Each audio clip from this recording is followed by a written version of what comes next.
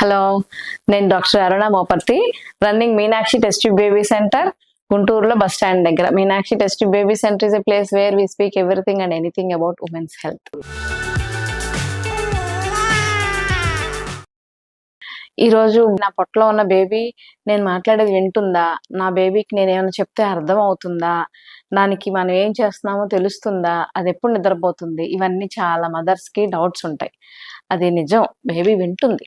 మీకు 18 వారాలంటే అరౌండ్ 5వ నెల గర్భిణీ నిండబోయేటప్పటి నుంచి బేబీకి వినికిడి శక్తి పెరుగుతుంది. అప్పటి నుంచి అది ఎలాగంటే సైంటిఫిక్గా proven.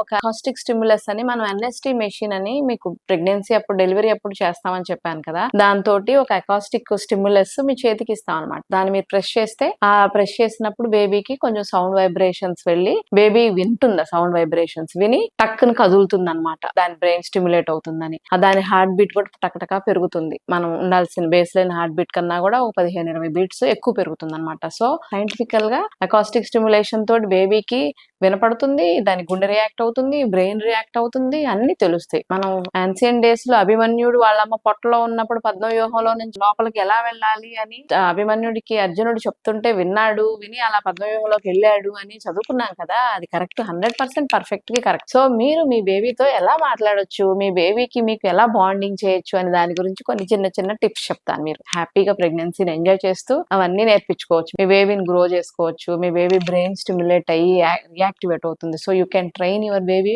when it is in the womb itself. ఎలా అంటే మీరు మీ బేబీతో చక్కగా మాట్లాడుతూ ఉండండి, రోజు దానికి కబుర్లు చెప్తూ ఉండండి.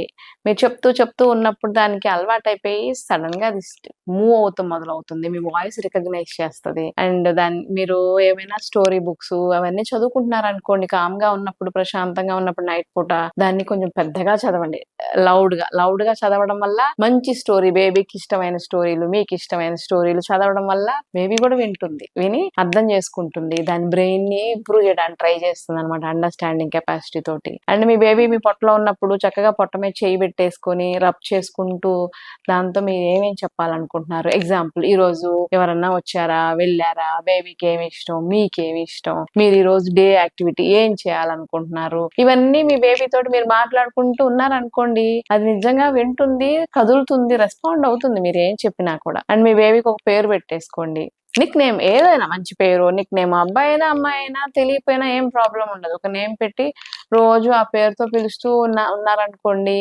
దానికి అర్థమైపోతుంది నన్నే పిలుస్తుందని, మీ వాయిస్ రికగ్నైజ్ చేస్తుంది. And me family time, me family, me husband, me mother గాని, మీ ఫస్ట్ కిడ్ గాని ఎవరైనా కూడా బేబీతో చక్కగా అదే పేరుతో పిలుస్తూ మాట్లాడుతూ ఉంటే అన్ని మాటలకి రెస్పాండ్ అవుతుంది, రియాక్ట్ అవుతుంది. సో మీరు నిద్రపోయేటప్పుడు దాన్ని కూడా చక్కగా మంచి పాటలు, చాలా మీకు నచ్చిన మ్యూజిక్ వింటారు కదా, మీరు నచ్చిన పాటలు వింటూ ఆ మ్యూజిక్ తోటి దాన్ని చక్కగా బేబీకి కూడా అలవాటు చేస్తూ ఉంటే హ్యాపీగా మ్యూజిక్ ని ఎంజాయ్ చేస్తుంది బేబీ. చాలా ఆనందంగా ఉందనుకోండి, you can dance with your baby light గా. తర్వాత మీరు యోగా చేస్తున్నారనుకోండి, ఆ యోగా ఆసనాలు కూడా మీరు చెప్తూ చేసుకుంటూ, ప్రాణాయామం ఏం చేస్తున్నా కూడా చెప్తూ చేసుకుంటూ ఉంటే it understand what you are doing అనేది. అండ్ మెడిటేషన్ చేసేటప్పుడు కూడా మీ పొట్ట మీద చేయబెట్టుకొని మీ సోల్ తో పాటు మీ లిటిల్ వన్, మీ పొట్టలో ఉన్న మీ లిటిల్ సోల్ కూడా పవర్ తీసుకోవచ్చు, మెడిటేషన్ చేయొచ్చు, ప్రశాంతంగా ఎంజాయ్ చేస్తూ ఉండొచ్చు. ఈ ఒక 10 టిప్స్ నేను చెప్పాను, ఇప్పుడు కొన్ని చెప్పాను. ఆ టిప్స్ అన్ని మీరు రోజు రెగ్యులర్ గా ప్రాక్టీస్ చేస్తూ ఉంటే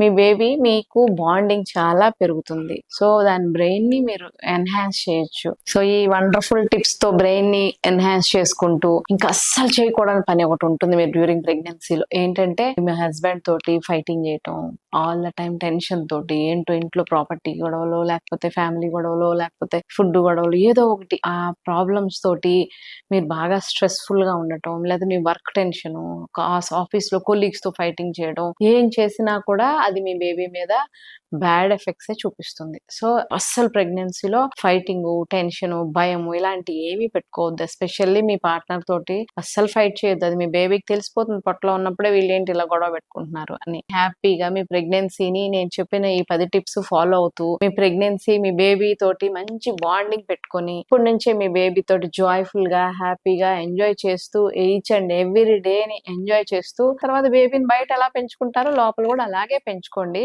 సో దట్ మీకు మీ బేబీకి పొట్టలో ఉన్నప్పుడే బాండింగ్ స్టార్ట్ అయిపోయి you have very very happy and bright future. Okay, so ఇవన్నీ టిప్స్ ఫాలో అయితే you can have a healthy and happy life.